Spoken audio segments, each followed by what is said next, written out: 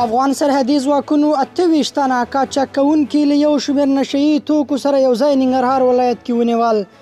د 201 خالد بن ولید کلي اردو د عبدالله بن زبیر لومړی سرحدي لیوا، شپږم سرحدي کنډک، دوهم ټولي اړوند زړورو مجاهدینو د کشفي راپورونو پر اساس تېره شپه د ننګرهار ولایت دور بابا ولسوالۍ لنډي خوله په سیمه کې 28 تنه قاچاق کوونکي له یو شمېر خامو چرسو او اپینو سره یو ځای نیولي دي.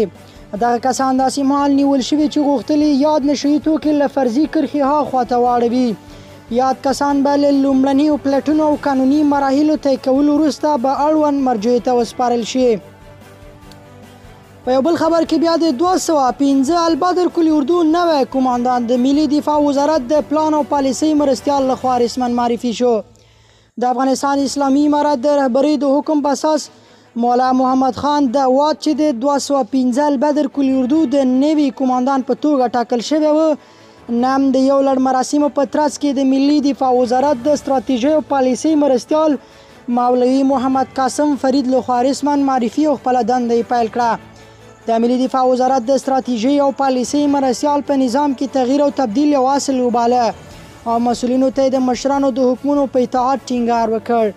په دې مراسمو کې د 215 البدر کلي اردو پخوانی کماندان ملا مهرالله احمد د هوایي لیوا او کندهار ولایت امنیه کماندانۍ کماندانانو او منصوبینو ګډون کړی و.